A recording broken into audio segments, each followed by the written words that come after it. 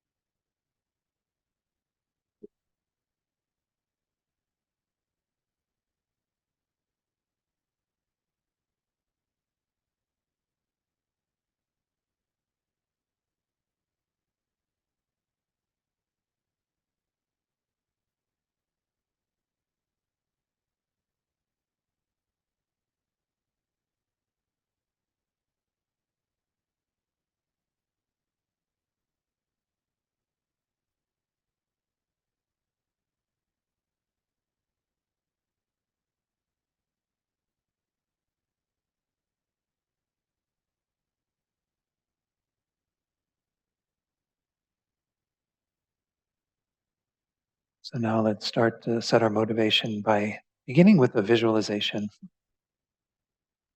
we want to try to visualize all sentient beings. Of course, this is a pretty much impossible task, but nonetheless, we can work with those beings we have a more defined relationship with first, and then fill all of space with all the other beings that we don't have a more defined or uh, close relationship with. So begin by thinking about the father of this life on your right hand side, your mother on the left, and in that space immediately behind you and to either side are those beings that you feel very close to already in this life. Friends, family members, partners, pets, all those beings that you have a very warm feeling towards generally.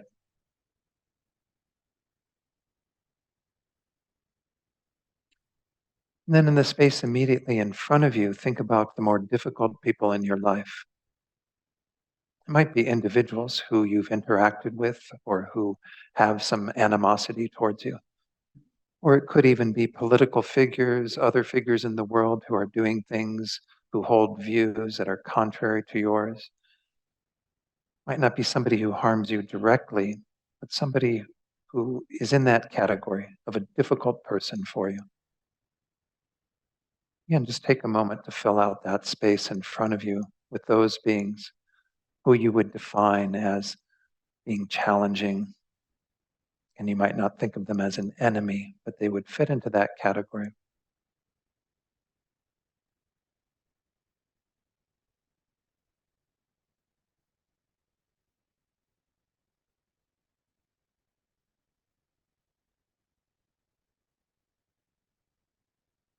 And then surrounding those two groups of people, we think about the countless other beings that exist who are strangers to us. We just fill all of space with those beings. We can think about all the beings who are in various other realms, appearing as humans. Again, we can't even bring to mind the enormity of beings who are in that category of being strangers, people that we don't know directly.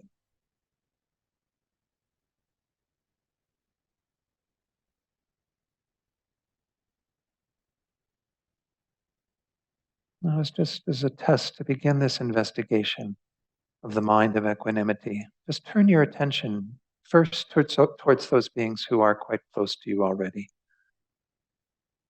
your family, friends, people who are in that circle, and the ones that are to either side and immediately behind you.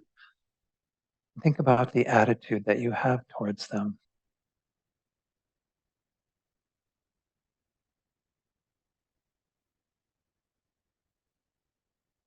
And these people do give us a warm feeling when we turn our attention towards them.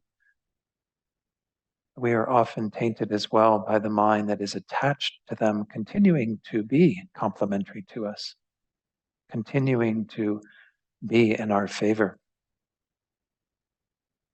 And just notice if that's appearing, this way that we are quite attached to them continuing to do what they do for us, to be in our lives, supporting us in the way they do, and so on.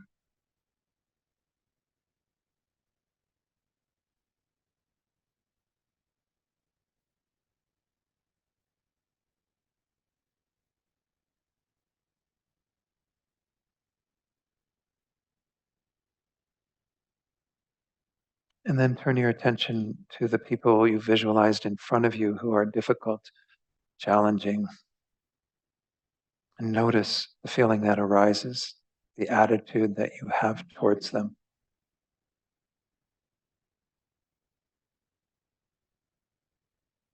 And for some of these people, it might be a sense of an aversion, wanting to stay away from them, not wanting to see their picture or their name in the news, if they are, national or international figures. For some, it may even be a deeper feeling of hatred or animosity towards them based on something they've done to you or to those that you love. We know that we don't have a good feeling when those people appear. Just again, check your attitude. How is it that you feel about those people that are in that group?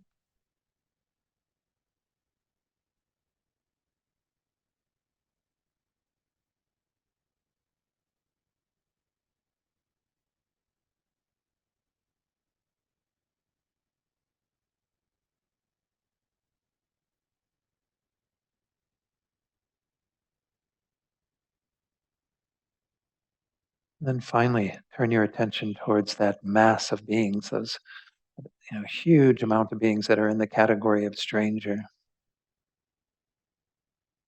And notice what comes up. Is there any feeling at all? And what is the attitude then based on that? Is it a sense of indifference and not caring because they're not beings that have entered into our experience? We don't know them directly. Therefore, perhaps we do have a mind that's a bit indifferent, a bit neutral towards them. But just check up for yourself. What is your attitude you have towards that huge group of beings that fall into the category of stranger?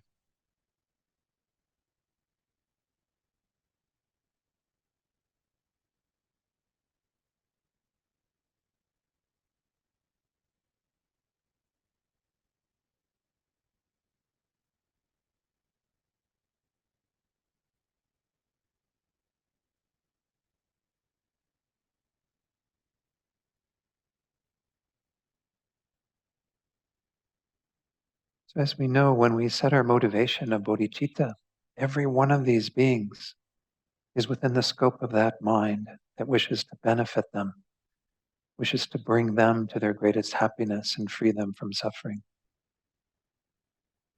So, whatever attitudes we have towards each of those three groups, these can be obstacles to generating that all encompassing altruistic intention of benefiting every one of them.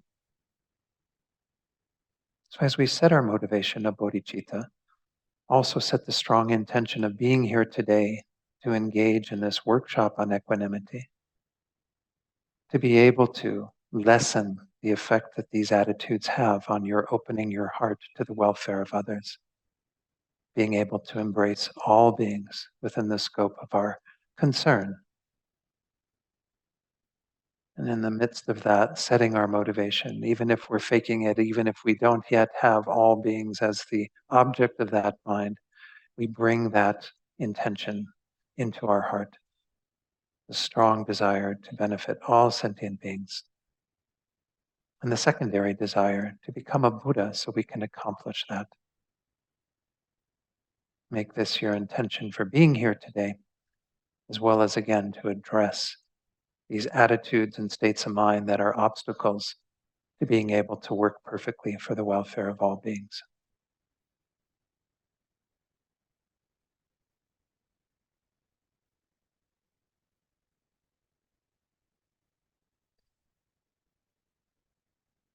Okay, and then you can open your eyes fully and we'll begin. So it's so good to see so many of you and to see some familiar faces from the past. It's been a while with the pandemic and everything that's transpired. So I'm just very happy to be with all of you today. So when Venerable Dundrup invited me to do a Saturday workshop, I really thought that equanimity would be a good topic to investigate. And to spend a little bit more time meditating on. I am going to include meditations in today. Today in the morning, we only have about an hour and a half, so I'll do some teaching, but then we'll try to do another meditation in the last part of the morning session. Then in the afternoon, we've got 2 hours. I'm hoping to fit 2 meditations into that. This mind of equanimity, as I was mentioning, is really key in developing bodhicitta. Most of us know this from our study of the Lam Rim. It's said to be the kind of foundational mind upon which bodhicitta can develop.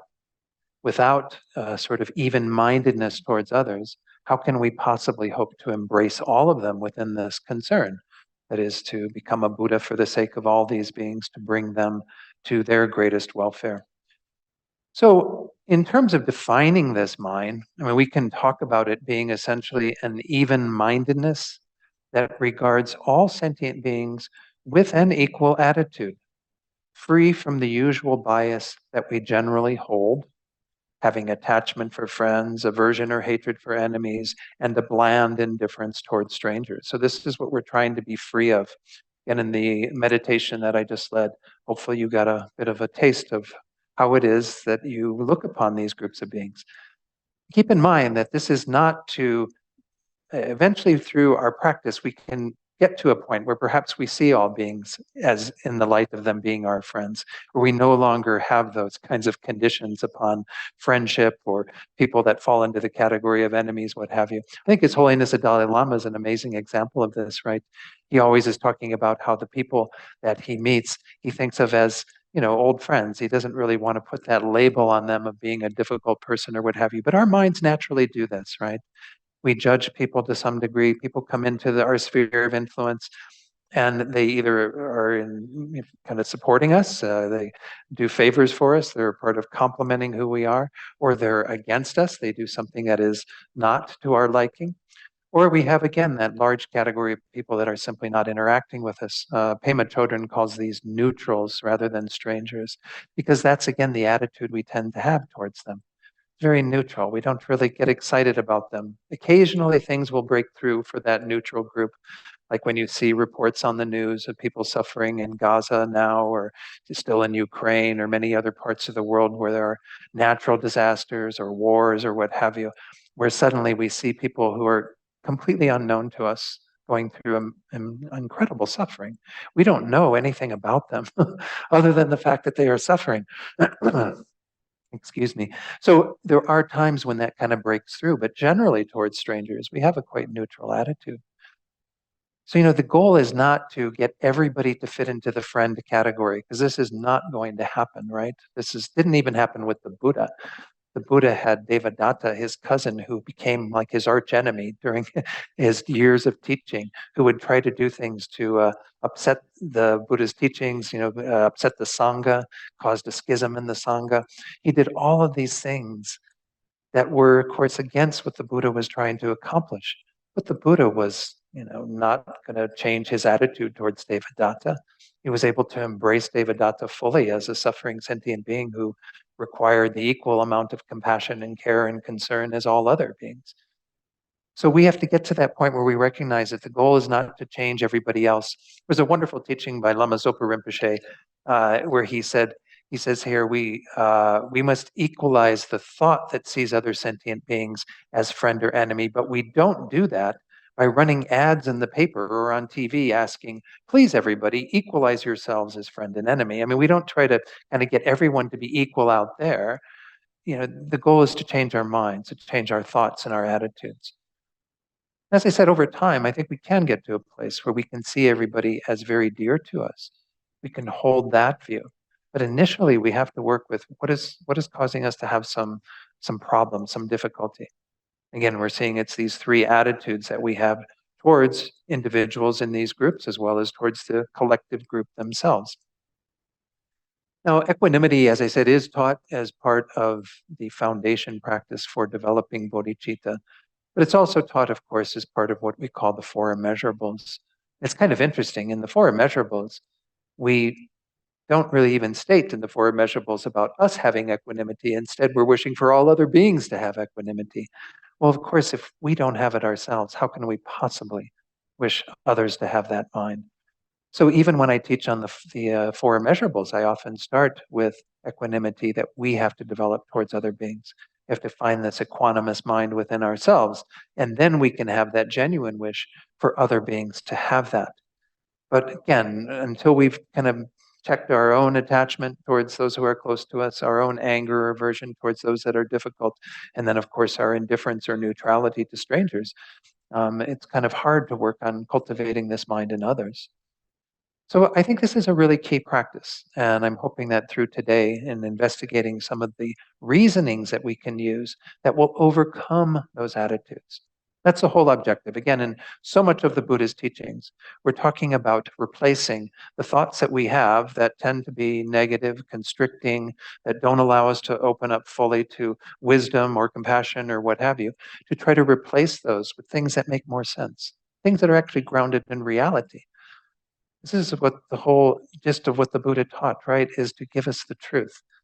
There's conventional truth, there's ultimate truth, but conventionally we do see that these minds make more sense. These minds have a grounding in logic.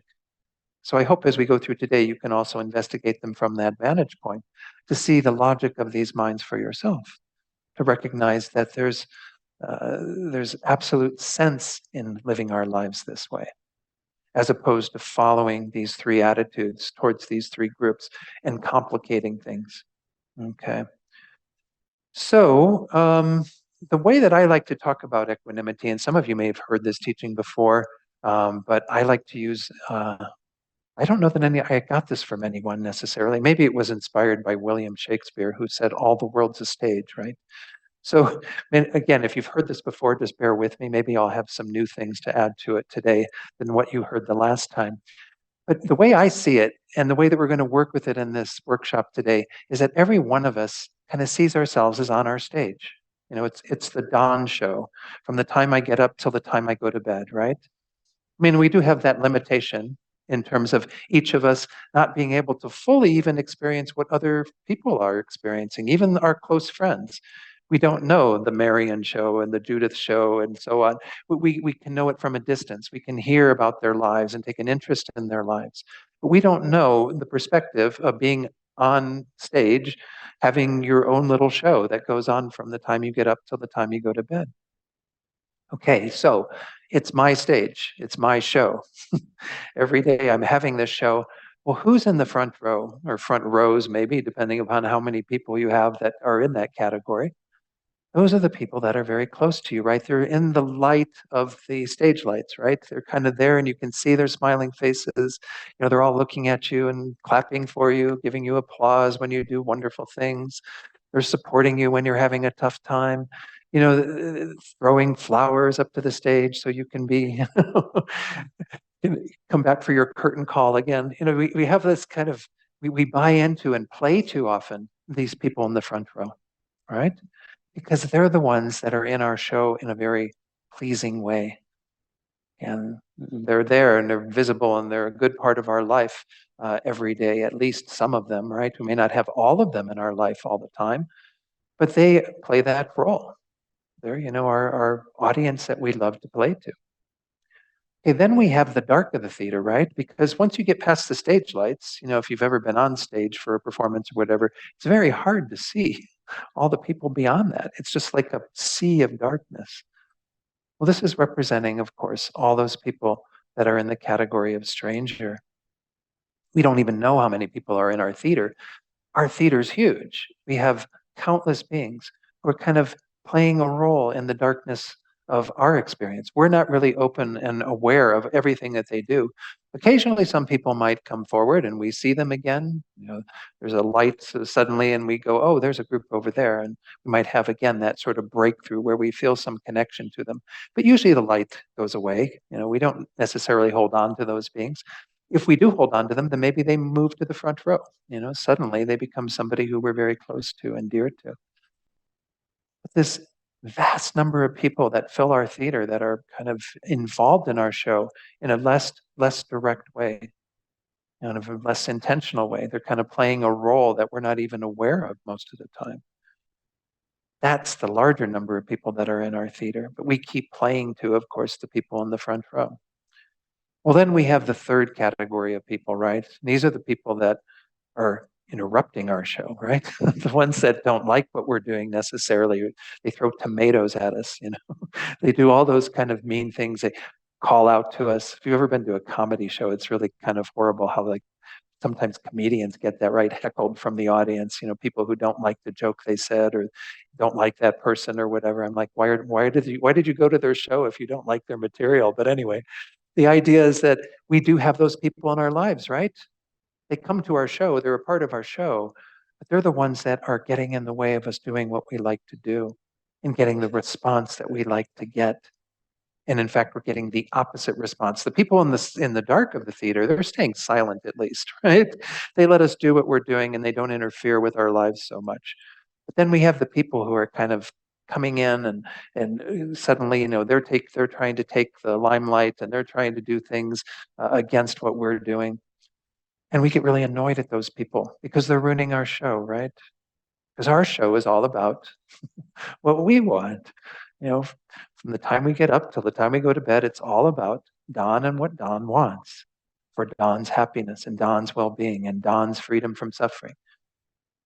And this gets into this whole idea of the self-cherishing mind that perhaps we'll touch on as part of today, that we know is playing a pretty major role underneath the surface of all of these deluded states, these strange attitudes that we're having towards these three groups. Everything is driven by this strong priority we give to ourselves, to me, myself, and I, and what I need for my well-being. Okay. So these three groups, every one of us has our own little theater, right? We're on stage, we're trying to do our show, and we're trying to, get the pleasing reaction from the audience and what have you. And we're very happy when we get that. We're very upset when the other people burst in and make our show, go off kilter, and we can't have, the peace of mind that we seek because of their presence. And then, of course, we ignore a whole bunch of people that are in our theater. So we see that these attitudes play out in this idea of us being on stage pretty well, right? You can see how this is kind of how we live our lives. Again, there are always going to be, I'll emphasize it probably several times today, there are always going to be these three categories in your theater. I hate to tell you, you're not going to have all of them sitting in the front row. This just isn't going to happen because, look at the world we live in. There's so much divisiveness in terms of political views or, views about society in general or what have you. You're never going to have everyone on the same page, right? You're always going to have people who are contrary to what you believe and what you feel and what you need for your peace of mind and your happiness and those that you care about and whatever. But this is the scenario that we all are dealing with. Is people in these three groups. And of course, us trying to do our show in the midst of that. And nonetheless, we do have to be cognizant that people are in these three categories and not continue to play to the front row with that strong attachment and continue to cause problems and difficulty with the people that interrupt our show and continue to utterly neglect the vast number of people that are also in the theater with you. Okay. So within that, what we're going to be working with, again, is these three attitudes and trying to overcome them. And I think as part of this, it is important that we spend a little time investigating the dangers and the kind of disadvantages of having these three attitudes. Sometimes, again, when they talk, and as many of you know from your study of the Lam Rim, they frequently talk about the disadvantages of not being aware of something or, and then the advantages of being aware of it. And for some people, that's actually impetus enough to overcome certain attitudes. Kind of interesting. I'm not one of those people. It takes more convincing other than just giving me the disadvantages. Let's look at these three attitudes that we've just talked about and that is kind of demonstrated in this theater analogy, this stage analogy, and also what we meditated on when we started today, and kind of get some clarity about what they are. Again, attachment. We know this mind pretty well because, of course, it's a major driving force in our lives. When the Buddha taught the Four Noble Truths, his very first discourse after becoming enlightened, when he was presenting the truth of dukkha, of dissatisfaction, when it came to the second noble truth, the truth of where dukkha comes from, the origins, the sources of that, very first thing he said was, the source of suffering is craving, is grasping, is our tendency to be attached to things. Where does dukkha come from? It comes from a mind of attachment. Because, of course, we see that, as Venerable Rabina often points out, that the other mind that becomes problematic, the aversion or the anger that we have towards the difficult people, is what happens when attachment doesn't get what it wants, right?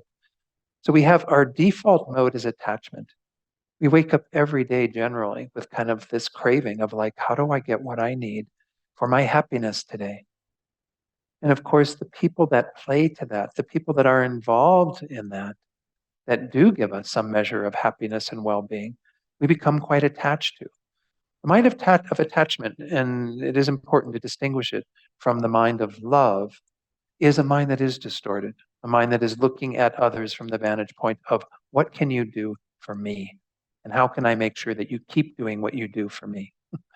It's a mind that gets very much caught up in that whole logic of you scratch my back, I'll scratch yours. But you got to keep scratching my back if you want me to scratch yours. We do have that relationship with many of the people that fall into our category of friends. We don't have this kind of unconditional love that is free of attachment. So that's what we mean by unconditional love. Most of what we mean by love in our society is very much grounded in attachment. It's very much about, I will continue to be kind of keep you in my favor as long as you do the same. As soon as you do something opposed to that, well, then, we see how far it can go. I'm always still amazed at these stories that you hear on the news of people who have killed their dear loved ones out of, whatever they did. Just looking at somebody with eyes wandering, what have you, and suddenly, this anger rises up because that person isn't continuing to meet the needs of their partner or what have you. And see that attachment becomes a very strong force whereby it can fall into jealousy and anger and so on quite easily. And this is actually one of the disadvantages that we can see is that jealousy is kind of just about ready to arise the moment that we do have that mind of attachment present. If we are kind of taking our love for another and suddenly putting on top of it an attachment, a desire that they continue to be ours and ours alone and they can't do anything with anybody or what have you because they belong to us. That possessiveness is also a part of the mind of attachment, right? Because again, the mind of attachment is very much about you've got to stay continuing to give me what I need from you. Therefore, I don't want you to be giving that to anyone else. I don't want you to be friends with anyone else.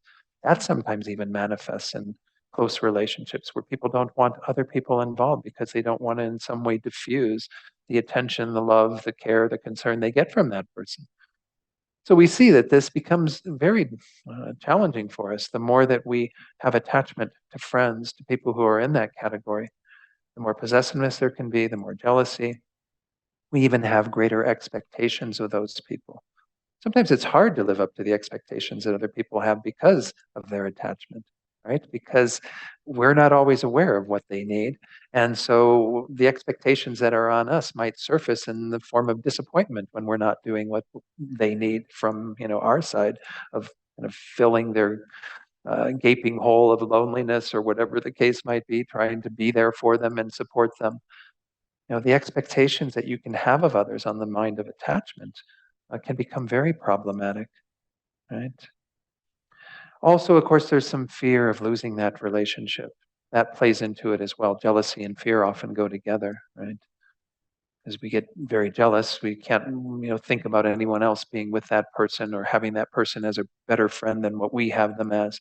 And so we become fearful that suddenly that's going to happen. That person's going to go off with someone else. I mean, whether it's in an intimate relationship or just a friendship, we get kind of disappointed when we think about the possibility. And the fear can arise quite easily that they're going to exit our lives, that they're going to suddenly be with other people and not continuing to supply us with what we need from them.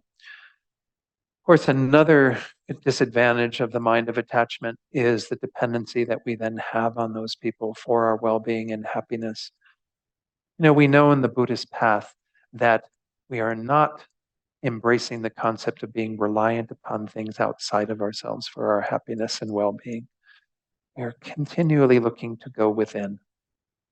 In fact, the term in Tibetan for a Buddhist, the definition of that term or the translation of that term is an inner being who is kind of going within and using the teachings of the Dharma within themselves in order to affect the happiness and free themselves from the suffering that they experience. We don't expect others to do that. So again, if we have this dependency on others to provide us with our happiness and well-being, well, then that's totally antithetical to what we're trying to cultivate on the Buddhist path.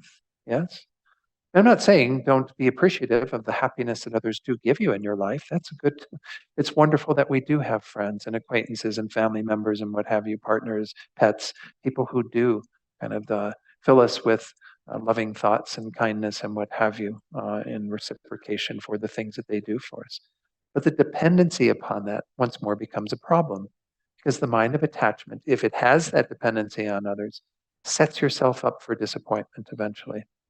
Because no one's going to be able to give you all the happiness you seek. That's another thing that we need to be clear about, right? Those people that are in that category, again, the people we were visualizing on either side and immediately behind us, they do give us some measure of well-being and happiness by being in our lives, but they don't solve it. We know they don't solve it, right? Because even in this life, have we found the deepest level of happiness through them being in our lives? Appreciate that they're in your life, but that dependency becomes a problem because we can't be happy without them. We get upset again when they show anything that indicates that they're not going to be in our lives the way that we want them to be. And then, of course, what happens when the relationship ends or when people do exit your life? Because it even happens in adult life, right? It's not like something I always tend to think back to, oh, yeah, in high school when I had a fight with so and then suddenly they never talk to me again. That happens in adulthood. That happens even on deathbeds and even after, people die and you have families members that fight and become, argumentative in terms of trying to resolve things with the estate or what have you. And suddenly somebody who was very close and dear to you is no longer in your life, right? It happens in our world. Well, the misery that we have when we lose an object of attachment is pretty painful. We've created that through the mind of attachment, right? Because we've put all of that on that person. And now that things have soured, which they do invariably with certain people, it just is the course of things, then suddenly we're miserable because we no longer have that person in our life.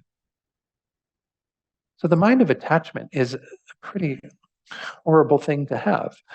Um, I don't know that we give it enough attention, frankly, in our Buddhist teachings, particularly in this tradition. We do a lot of things around anger, and because anger is more destructive in the end, right? From the mind of anger, we can see what arises, such as those scenarios I was talking about, where based on the attachment, when somebody does something contrary to that, we can have a lot of anger, a lot of animosity towards that person, and even can harm that person. Might think we're incapable of that. But again, check up. We've got these mind states. It's just a matter of causes and conditions. So anger, yes, gets a lot of attention because it is pretty disruptive to our lives, to the people in our lives, to society at large. And again, look at what's going on in our world. So much anger and animosity. But attachment is what's driving so much of that. Again, and we need to be really focused on this mind a lot, I think, in our Buddhist practice, to really check up and see to what degree is attachment playing a role in distorting my relationships with others in particular, of course, as well as my relationships to the things in my life, objects, what have you. It's kind of interesting. This mind of equanimity that we're working with today, we're going to mainly focus on people, of course, because it's to look at it within the context of developing bodhichitta, helping us to open our hearts to all beings.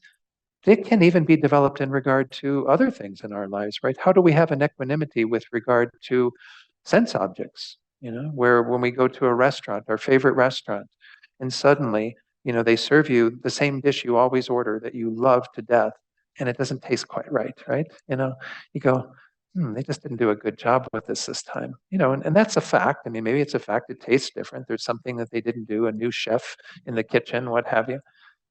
Look at how bent out of shape people can get about that, right? You know, Suddenly it's like, you didn't give me what I expected. That's the mind of attachment as well, right?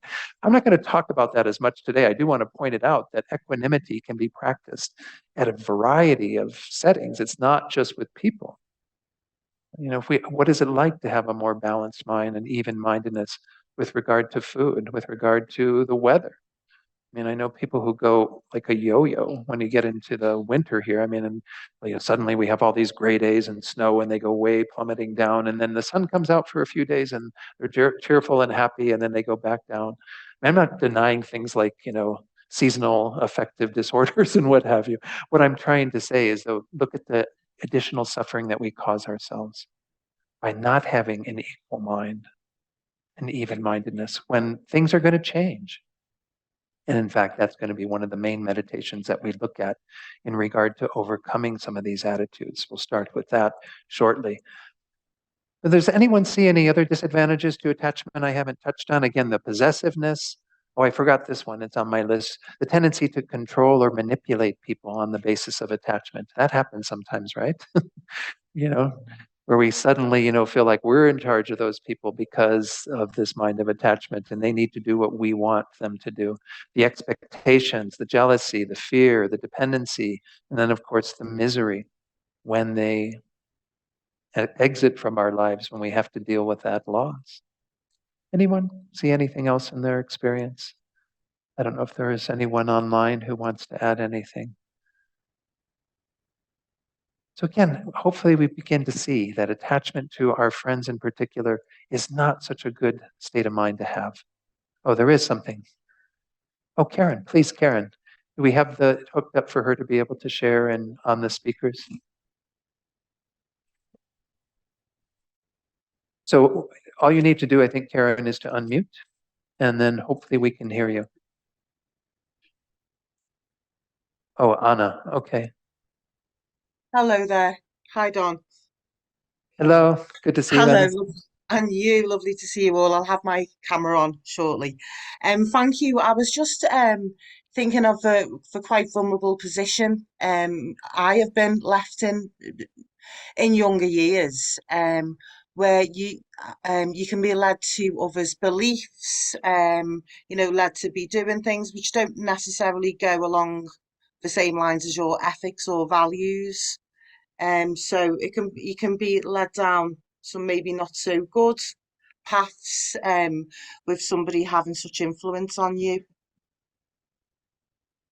If that makes I'm, sense.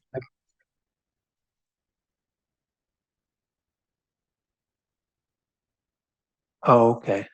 Okay.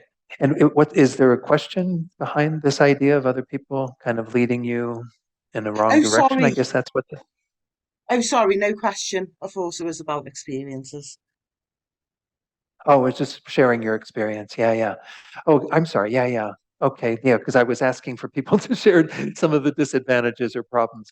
Yes, this can happen very much too, right? We can have a strong attachment to people who are perhaps not the best people to put all of that, kind of bring them into our sphere of influence and follow them. Yes, thank you. I'm sorry.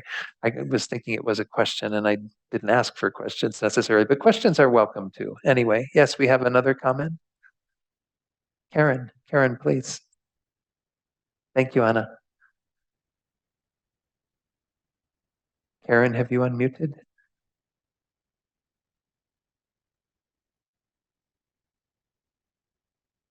Hmm. Okay.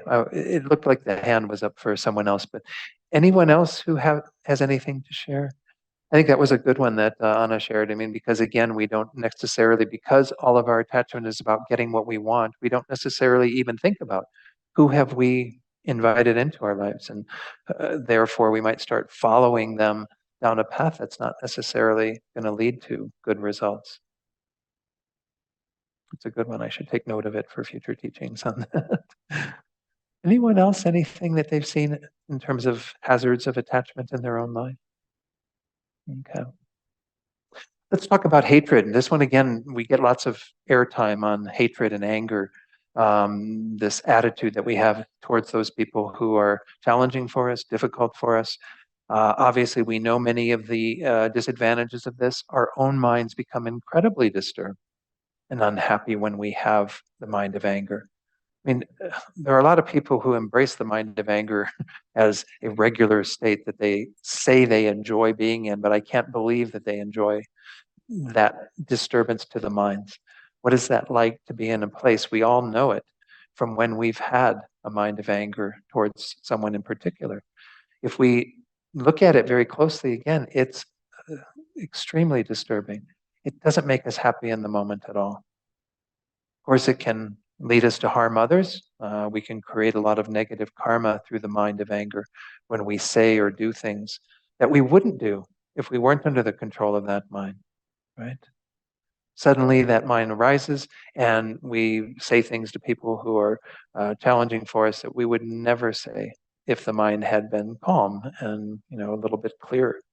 It causes our own suffering in the future, of course, by those actions that we engage in.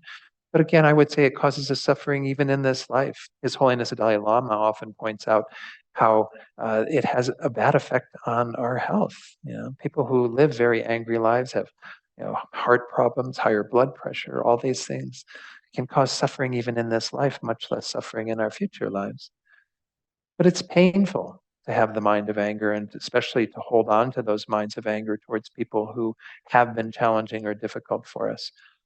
There's a quote that's attributed to the Buddha, but I think it's actually another Buddhist writer who has something akin to this. There's actually a fake Buddhist quotes, I think is the name of the website. A monk who has actually, all these little memes that people post on Facebook that have a quote from the Buddha. And he kind of checks them up. He looks into the sutras to see if he can find something that is actually the words of the Buddha that are close to what that saying is. I remember one of my favorite ones was obviously not an actual quote of the Buddha, and it said, "Chill, homie, you need to let that shit go." I think it's Buddhist in sentiment, because we do need to kind of chill and let things go, but I don't think the Buddha said that. Anyway, this one quote from somebody who probably is not the Buddha, I think again it was attributed to another Buddhist writer, is that walking around with the mind of hatred or anger is like holding a hot coal, waiting to throw it at the person who offended you, right? I mean, how many people carry around hot coals their whole life towards somebody who's in that group, right? They're interrupting their show in their theater, and maybe they didn't do that for many, many years. They've kind of settled down or whatever. They're not even in your life in a major way, but you're still holding on to that anger towards them. Oh, next time I see them, they're going to get it from me. How horrible, how painful. Of course, the mind of hatred, as I said, has many other disadvantages. I don't know that we're going to, open it up for anyone to share on that. If you do have something you want to share, please uh, do so in a moment after I go through indifference, and we'll talk about that one as well. But we can see that hatred or anger towards people in that group can be very upsetting for ourselves and can be very uh, um, kind of have a negative influence on others around us. And who wants to even be around somebody who's constantly angry and upset? Right? The third category, the indifference that we have towards strangers. Now, this isn't something that's usually highlighted as a kind of affliction, but it kind of falls into, we usually talk about the three poisons, right? We've already talked about two of them. The mind of attachment, that is about what we want that's pleasurable. The mind of aversion or anger, that's about what we don't want, something that is unpleasant. But the third poison is usually attributed to ignorance. But we can say that this mind of indifference is a form of ignorance, right? It's kind of shutting ourselves off. It's not the root ignorance that we often talk about in Buddhism, but it is an ignoring and not being aware of the reality of other beings. Again, it's hard to be fully aware of everything that is going on with regard to all beings. But as we're going to find out today in investigating equanimity, we can hold some thoughts that do apply to everyone, regardless of who we meet. We don't know all the details of their life, but the mind of indifference makes us totally blind to their reality. So it's, of course, not good for those beings because we don't generally have any regard or concern for them. Most beings who are strangers to us, it takes something pretty revolutionary for them to kind of come into our lives in a more major way, to kind of register something with regard to us. Instead, we just kind of ignore them, kind of let them do whatever they want to do, that vast quantity of beings. And then suddenly, when they come into our lives, as then we put the judgment on them. We put them in the group of the enemies in front of us or the friends behind us, right? I think this is how when Pema Chodron talks about them being neutral, she says, essentially, these are people who haven't yet done something good to you or bad to you so that they would fall into either of those categories. They're just waiting there in a neutral category until they register something with you that's pleasant or unpleasant. Well, we ignore these people, and by virtue of that, it's not good for them, but it's not good for us either because it keeps us blind to the reality of the suffering of the largest number of people in our theater, right? We're only focusing on the friends in the front row mainly, and then the people kind of interrupting the show, they get attention simply because of what they're doing. But we stay blind to the reality of everyone else. And of course, this is a big obstacle to generating bodhichitta. And that's why indifference also leads to us withholding love and compassion, from them. We don't really have those thoughts so easily. Again, occasionally neutrals or strangers break through that. And we see something on television or hear about it or something on the internet, and suddenly we go, wow, my heart really breaks for those people right now.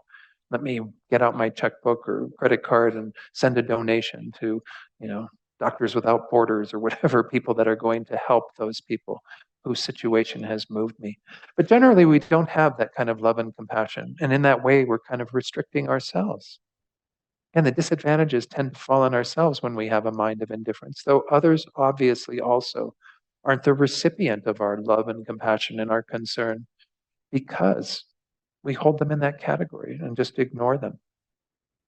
We limit our happiness here and now because our happiness is dependent upon what we do in response to what we're experiencing. And if all these other beings who are just simply in the dark of our theater, we're not even going to be aware of them, well, essentially, it's limiting your own happiness. This is kind of one way to look at all of this. Why do we want to develop more equanimity, especially towards those strangers? Is because we'll be happier when we have that state of mind towards them. The greater we generate qualities in our own minds, love and compassion and so forth, the less our happiness is limited.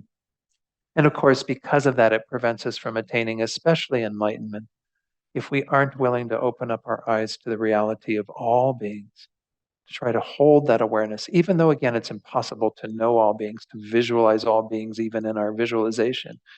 We still have to break out of that mold of just thinking that these people in the dark of our theater don't matter. They actually matter greatly. And it's shown in terms of our development all the way to the state of enlightenment. And of course, we can even create some negative karma towards beings who are strangers. Why? Because we're often blind to their reality, to their welfare, and we neglect it to some degree. And again, it's probably a subtler negative karma than what we create with regard to those that we're more directly harming. But nonetheless, our complacency, our not responding to things does create some kind of karma that beings then don't experience any benefit from us, even though we have benefited from them. One of the things that we're going to look at too, touch on this in some way today, is the fact that most of the people who are in this category of stranger are still involved in your life in an indirect way. Because again, they're in your world, they're in your theater. I mean, if we didn't get this point during the pandemic, I'm not sure that we're ever going to get this point, because during the pandemic, when most of us were staying at home, isolated, having to depend upon that trip to the grocery store and make sure that the food was there that we needed to sustain our bodies, that the electricity was kept on, and all the various things were happening in the background, we needed other people to be involved in that. None of that came from like nowhere, right? We didn't have all those things on the basis of just them magically appearing. They appeared because all those people in the dark of our theater were contributing to that. So there is a sort of blindness and neglect that we can have to all of those beings, if we're not cognizant of the role that they play in our lives. They're still, again, a part of our theater. So let me open it up then. Yeah, was there anything anyone wanted to add in terms of other disadvantages they see, again, of any of these three? If there's something else that came up for you in regard to attachment or hatred, anger, or again, this mind of indifference that we just discussed. Anyone online want to share something? Yes, I think there is someone, perhaps. Yep. Barbara, you can unmute. Hi, Gen Don. Thank you so much for your teaching. I have a Sure, question. you're welcome. How do the other realms come into play with this? And the reason I ask that is I have a real difficult time connecting with hell beings and hungry ghosts and gods and demigods. I feel like they're not even in my theater. And do they come into play with equanimity at all? Yeah, I mean, I think that it is good to think about them being in the theater, even though they're not somebody who you can even have the potential to come into contact with in this world. But there's also a lot of beings in this world that we probably don't have much potential to come into contact with, such as beings who are in the oceans, um, it's kind of interesting. Many of the Tibetan teachers have put forward this idea that there's more creatures in the oceans than what exist on the land, when you consider all the human beings and all the animals that live on the land. So there are a lot of beings even within the category of animals that are in this world that we probably can't imagine being in our theater. But nonetheless, when we were doing the visualization, I was mentioning that beings from other realms, we can simply think about them taking a human form and kind of being in that surrounding view. It's hard to think about them in terms of them being involved indirectly in our welfare in the way that we do with beings in this world. Because as I was just mentioning and talking about that, and during the pandemic, those beings do play some role, at least many of the human beings, some of the other animals, what have you, in contributing to our welfare indirectly. But nonetheless, we have benefited from those beings in other lives. This is one of the main teachings that you go into in the technique for developing bodhichitta on the basis of the sevenfold cause and effect thing, right? Is that we see that all beings have been very directly involved in our welfare at one time or another throughout the countless lives that we've had. So even though somebody might be a hell being right now, or a hungry ghost, or in a God realm, or what have you, and we are blind to their experience in this life, they haven't always been in those roles. They haven't always been in those rebirths. And in fact, they've been somebody very dear to us. So if we don't kind of extend a thought, at least towards including them in our scope of equanimity as a stranger, because again, they are still someone we don't know in this life, then I think we're missing the chance to open up to a larger sphere of understanding how we can have love and compassion for all these beings. Because again, we're generating the mind of equanimity as the basis for primarily those two thoughts that we want to generate in the techniques of bodhicitta, either that sevenfold cause and effect or the equalizing and exchanging self and others. The core practice in both of those techniques is to generate this great love for all beings that wishes to place all of them in happiness, regardless of who they are, and the great compassion that wishes to free all of them from suffering, again, regardless of who they are. So we have this, again, this idea that we want to be able to generate those minds towards all beings without exception. So if we are kind of not thinking about being simply because at this point in this life, we aren't experiencing them more directly, well, again, that can even include beings who are in this world that we don't experience directly. So I would encourage people to try to bring all of those beings in some sense into your theater of understanding, the place in which you are having your show and you're kind of seeing them as part of the audience, even though they're in a different realm. Because those beings were your kind mothers. Those beings will be involved in your life in a different way in a future existence. This is, of course, what the Buddha has taught, that essentially we have been circling around since beginningless time, from life to life. And we've come into contact with every single being. And we'll come into contact with many more of them until we become a Buddha. And when you become a Buddha, you want to be intimately involved with all of them. So again, we want to just break through any of these barriers that we feel around excluding anyone and make sure that we bring them into, again, our understanding of who we're thinking about in these meditations. Does that make some sense then? Yeah. Thank you. Very, very helpful. Thank you so much. Okay, good. You're very welcome. Yeah.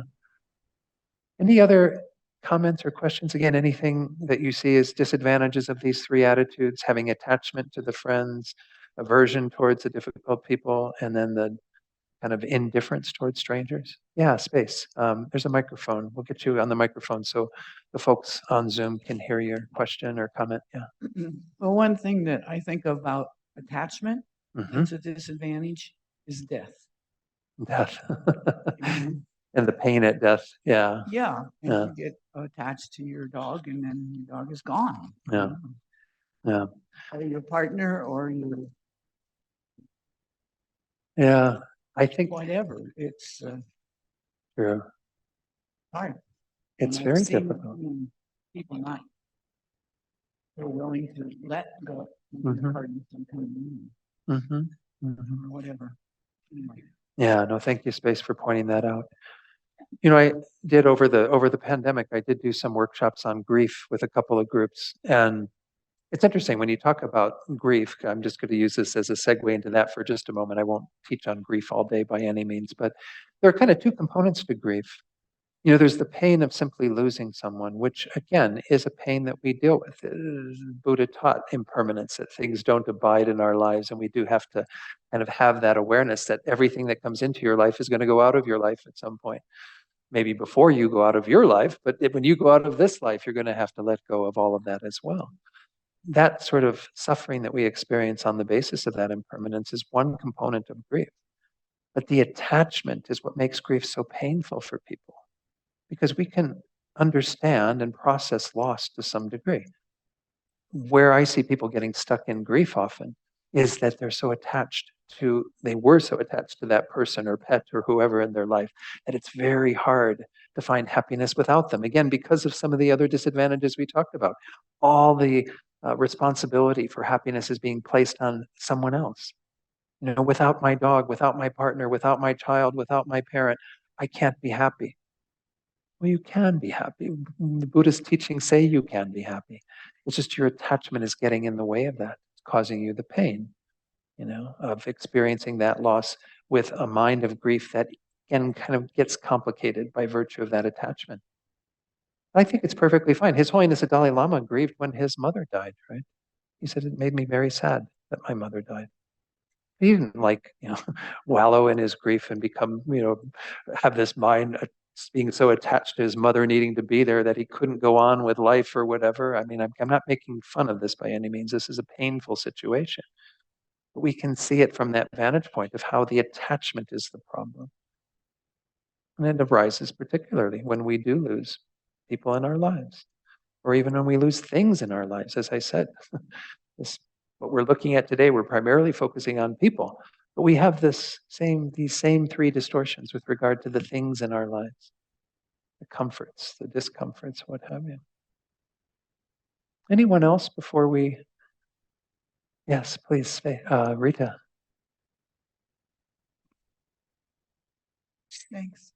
Mhm. This is about anger, Okay. and you mentioned about the mind of anger not being uncomfortable. We don't like Right. that. And I find for myself at times with certain kinds of anger or certain circumstances that it's a very good feeling. Mhm. And I've had to learn to work with that in the sense of, I guess, a few different things. One is, we are animals. We have a sympathetic nervous system. Right. Our sympathetic nervous system says, okay, something happens that we're scared by, we fight. Mhm. And so rather than kind of beating myself up for the mind of anger, to kind of go deeper with it, to have to kind of embrace it in the sense of going deeper, looking deeper, and acknowledging, yeah, Sure. this feels really good in this moment. Mhm. And ultimately, I got to come down off of this good feeling, because there's much more underneath that I get to unpack. Right. That's a good point. I think, one of the values, if you will, of these afflictions is that we can learn a lot from them if we actually experience them and investigate, as opposed to just wallowing in them or really embracing them. And I agree with you. There are times certainly when we might have a good feeling on the basis of a mind of anger, or especially if it manifests in the form of some sort of revenge or retaliation for something that someone did to harm us. I mean, look at what happens in our criminal system when people who are again left behind, let's say in a situation where someone's life has been taken and the person who was the perpetrator is put into prison, or perhaps even in many of our states still and nationally, put to death on the basis of what they committed, and how people who are the survivors often embrace that as, this will make me feel so much better when this person is imprisoned, or when this person is, and so it's like their anger at them suddenly is becoming about reinforcing this good feeling, because they see that they're finally getting their due, finally being put in their place. I'm going to share one small little story on this that I when I teach sometimes on, I don't remember what topic it is that I bring this in, but there was a BBC documentary, some of you may have seen this, that was done on death penalty in the United States, because of course in Britain they don't have this. It's not, something embraced by their culture.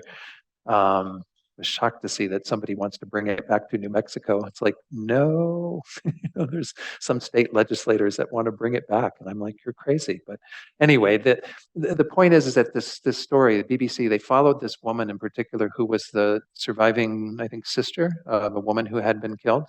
And she was able to attend the execution of the man who committed this act. And she was when I teach on forgiveness, that's what it is. She showed this reporter before she went in to watch the execution. She says, I'm not supposed to bring anything in with me, but I have this little piece of paper. And she showed it to the camera and she says, it said on the piece of paper, I forgive you. Okay. And she says, if he gets up and he apologizes in his last words, then I'm going to show him this to forgive him for the act that he did. Well, a reporter asked her after the execution, then, well, what happened?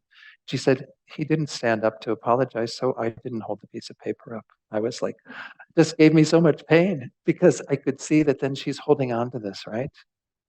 And she even felt good, it seemed, that she didn't give this forgiveness to this person, that they died with a mind that was kind of unforgiven. So again, I'm not doubting, and I'm not saying this is what you're feeling, Rita. I'm just saying that we can see how the mind of anger can start to feel good to people because it feels like you're the one that's one up. You're the one that's holding the power and the control over somebody who has wronged you. And various other features that feed into that or other ideas. So we have to be careful with this mind because it's not actually in our favor. And again, if we can unpack it and take a look at it and see what's really going on here, I mentioned just a short while ago how this mind of self-centeredness and self-cherishing is what's working there. You can see it quite clearly there. It's like, I need this so I can be back in power and the one who's in charge and what have you. It's all about thinking my needs are more important than anyone else's. And I would have loved if that woman came out of that execution and he'd asked her, what happened? Oh, he didn't say, I'm sorry, but I held it up nonetheless. I wanted to forgive him. Well, then I would have been like feeling so warm in my heart that somebody actually broke through all of that. But when she said those words, I was like, oh, how sad, how sad. Anyway, I want to do a short little meditation working with some of this because I haven't really even talked about the antidotes to these three states of mind. But I'm going to introduce them in the form of meditation. We got about 20 minutes or so to do a little meditation before the lunch break.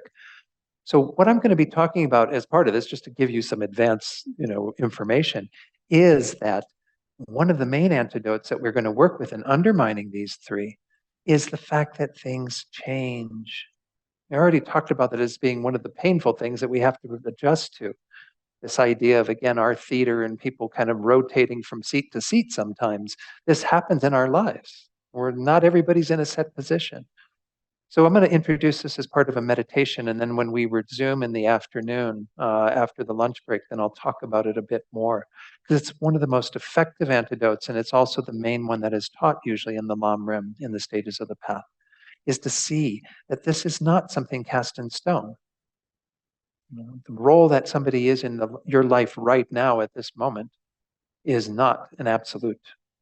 Things change, and they often change regardless of whether we want them to or not. That's the nature of existence. So we're going to use this as a reasoning to help us to overcome that. So let's go ahead and do just a short meditation. Again, find a comfortable meditation posture. Certainly you're welcome to use the cushions on the floor, those of you who would like to do that, but even myself these days don't find cushions to be so conducive to my knees. So I'm going to sit in a chair. So we'll begin as we did earlier in the meditation with just a couple of minutes of focusing on the breath. This is just to come back into that more calm, centered space. Again, if you need a suggestion in terms of working with the breath, you can use the point at the tip of the nose or the rising and falling of the abdomen, whatever is conducive to your concentration, or just again, being present with the breath as you inhale and exhale. And just try to stay present with the breath as much as you can. When you see that the mind has wandered away, you've gotten distracted, wondering, what am I going to do later today? And da da da da. What am I going to do for lunch? Or if you see that the mind has done that, then let go of that thought and bring the mind back to the breath. Then I'll come in just a few minutes and lead you in a short reflection on overcoming these three distorted states by virtue of looking at impermanence.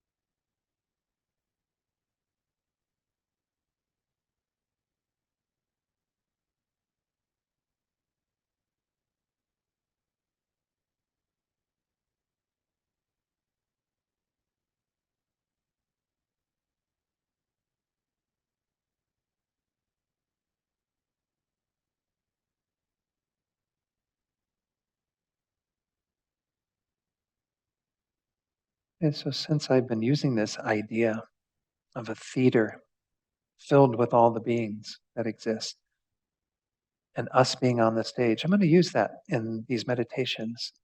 But if you find that it's easier to simply work with kind of larger groups of people surrounding you, that's fine. Recall in this analogy of our own sort of show, you're on the stage. In those first few rows are the beings who you're very close to. You can even see them with their smiling faces, looking up at you, enjoying your show, being in your life in a more pleasant way.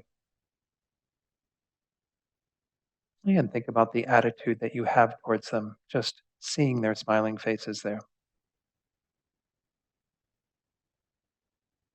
Then you have the darker part of the theater, where everyone else, all these beings who are strangers, are kind of, again, behind the scenes.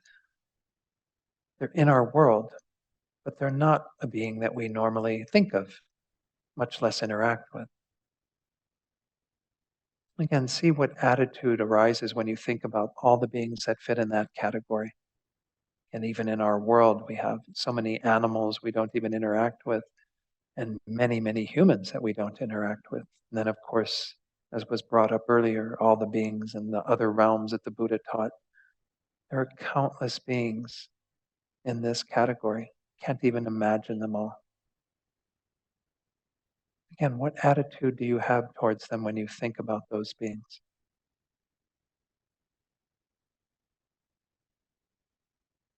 And then finally, we think about certain individuals who interrupt our show, who are doing things that are hateful towards us, or at least even disturbing our minds.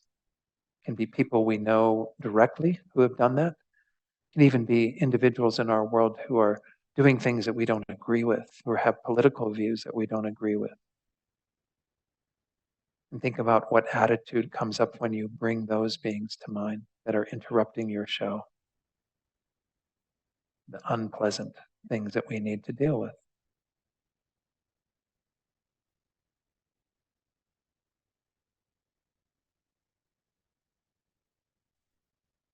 So before we begin the actual meditation on the changing nature of these relationships, let's bring to mind what we just discussed. the disadvantages of following these three attitudes, having the attachment, the strong clinging to those people in the front row, needing to get their applause, wanting them to continue to be in our lives, to do what they do for us, to bring us our happiness, and see all of what we discuss in terms of disadvantages of having that mind of attachment, the jealousy that can happen, the pain and misery when they leave our lives, the expectations we have of those people. So many disadvantages. And then with regard to the strangers, the disadvantages of having a mind of indifference that becomes blind to their reality. Also limits our own potential, keeps us from embracing those beings completely, fully.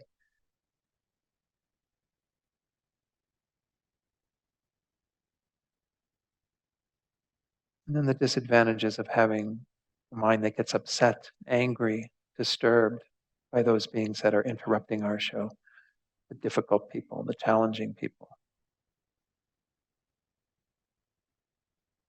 Just briefly reflect on the disadvantages of the three attitudes we have towards these three groups.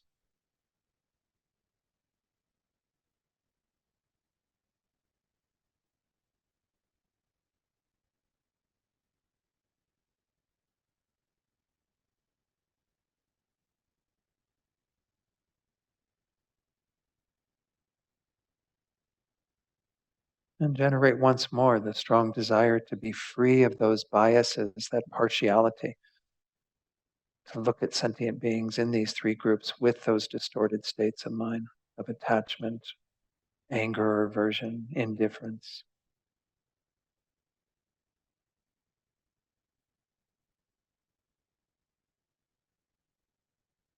And what I'd like you to do to continue this meditation is to take one person from each of these three groups. Those individuals who are in the front row, just choose one that you're comfortable working with, who you feel quite close to. In terms of the strangers, it might be hard to bring to mind all of them because, again, we don't know them directly. But think about somebody who perhaps works at the store where you shop and buy your groceries, or maybe somebody who you've seen in the neighborhood who you don't even know, have never interacted with them. Just a stranger, somebody who doesn't elicit a particular feeling. Don't feel close, nor do you feel distant from them. You just kind of, they're just there. Just another person.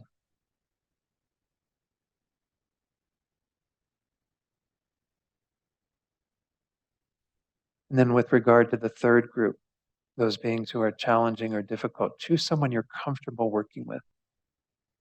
You might have someone in that category who's been very difficult for you throughout your life. It's up to you whether you want to work with them. Choose someone who you're comfortable working with, who has been challenging for you throughout this life, or again at some time in this life, or is challenging for you in the moment.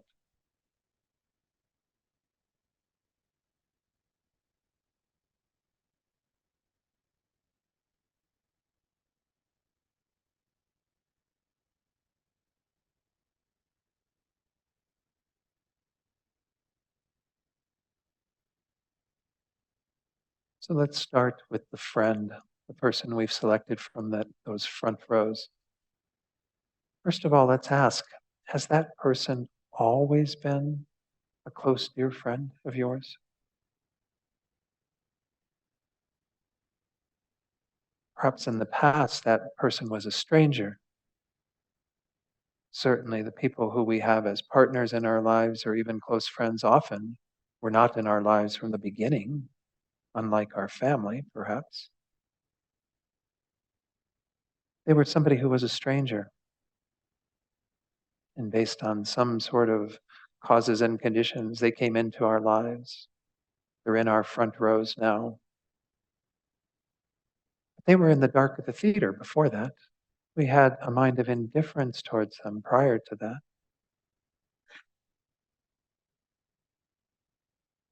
So which is the correct attitude? The mind of indifference because they were a stranger in the past? Or the mind of attachment?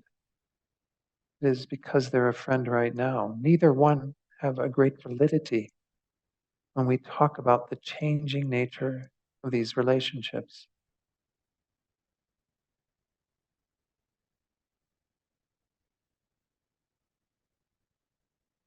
Furthermore, imagine in the future, we know this happens, we talked about it earlier.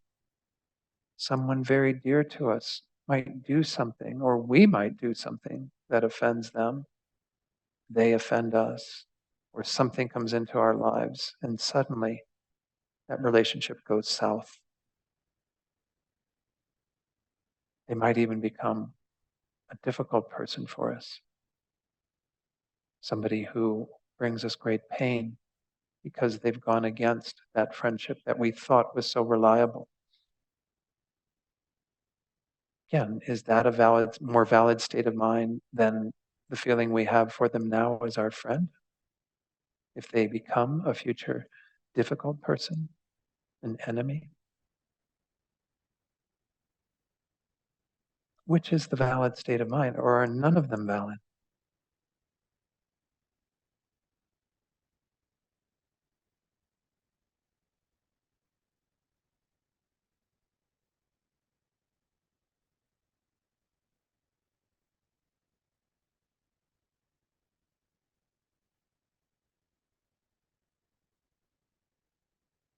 So it leads us to the question, is there anything fixed about the way that person is right now as somebody in our front rows, somebody who cares for us, who pleases us, that makes that attachment valid? And that mind of attachment doesn't have a solid foundation because the relationship changes. Even within this life, things change. And if we consider other lifetimes, then things have most definitely changed. Being is kind of no inherent friend, even though they're a friend right now, subject to change.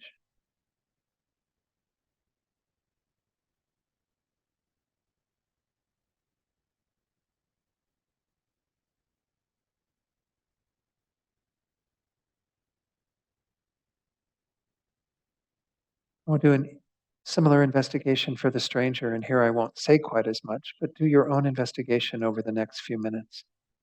Even though that person's a stranger right now, have they always been a stranger in other lifetimes? Could it change to where suddenly that person is somebody we want to go out and have tea with and hang out with and be somebody who we enjoy having in our lives? Or maybe they become a difficult person for us.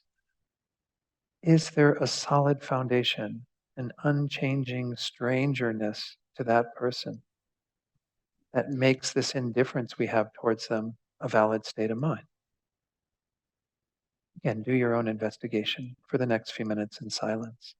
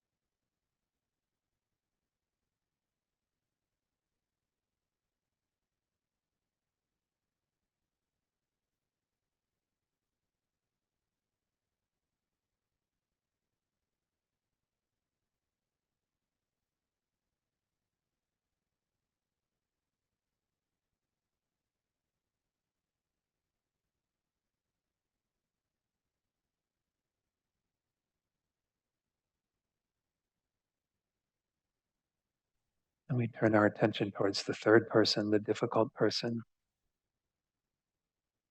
And here too, we can examine in a similar way. Was that person always in that category for you? Could have possibly been someone who we were close to, or at least someone who we didn't have any animosity towards. But now that's how they're appearing. And in the future, things could change.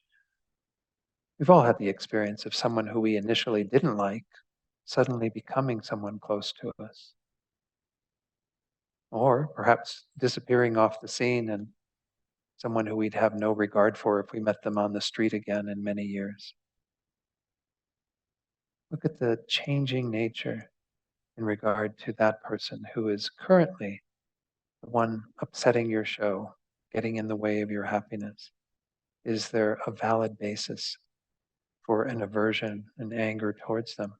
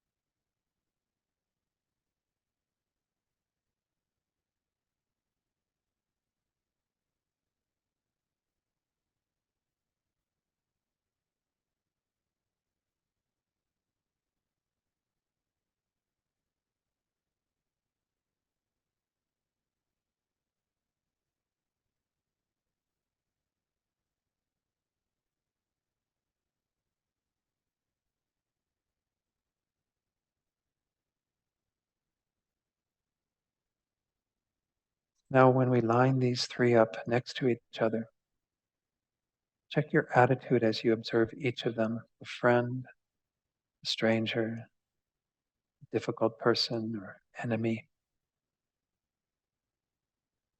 Has it lessened to some degree simply by understanding the fleeting nature of these relationships, the fact that any being can float in and out of being any of these three categories? These are simply judgments that we make on the basis of our current relationship with them, have nothing to do with vaster expanse of time in which beings change.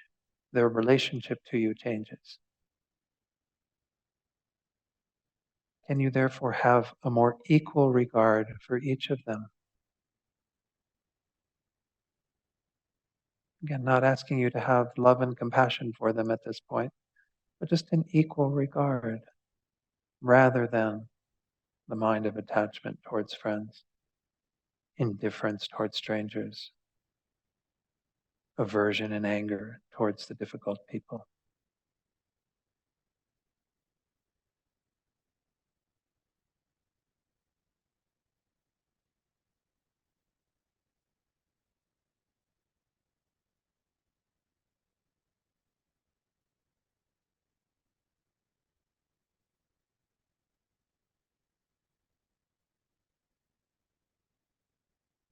And then as a final step, acknowledge that each of these three are simply representatives of the larger groups. People who are in that front row, very close to us, the people who are in the dark of the theater, the strangers, and then of course the difficult people that are interrupting the show. They're just simply three beings that represent the larger groups. It's the same analysis with regard to all of the individuals in these three groups. We're in this constantly changing, impermanent landscape of individuals who float in and out of our lives in a variety of ways. There's nothing fixed from the side of those beings that justifies any of these three attitudes. Rather, the mind of equanimity, the even mind towards each, the equal mind towards each, is valid. on the basis of that impermanence. And just try to hold that thought for the remaining time.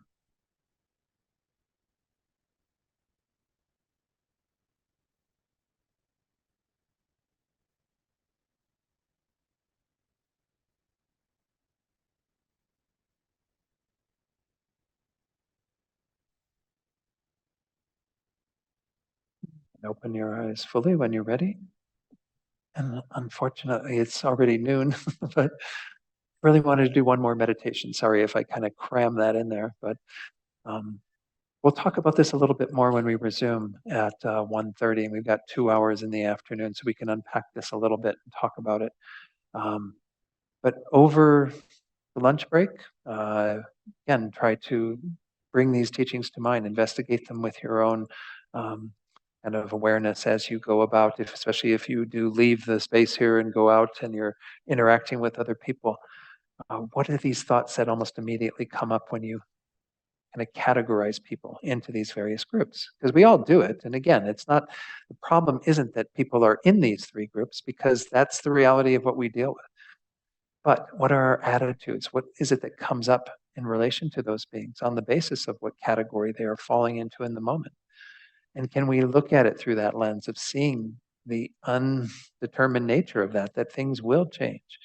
They have changed in the past and they do change in the future. So there's no real kind of solid basis upon which to plant that attitude and say, yes, this is valid. This exactly fits the picture. This person is only a friend and will always be a friend and will never be anything but a friend. And therefore, I can have this attachment towards them and be valid in that. Okay. Let's just have a thought of dedication. It's always good before we conclude any of our time together to just hold that thought through what we've done here together, even in this hour and a half, the bit of time we've spent investigating this topic and meditating on it. May this become the cause for us eventually to develop the full mind of bodhicitta that embraces all beings, with the wish that we ourselves become enlightened so we can benefit them all equally, lead every one of them to the perfection of their being. Okay, so again, we'll resume at 1:30. Is there? Yeah, 1:30. Yeah. Okay. Thank you all, everyone online. Appreciate you being here. We'll resume then. Okay.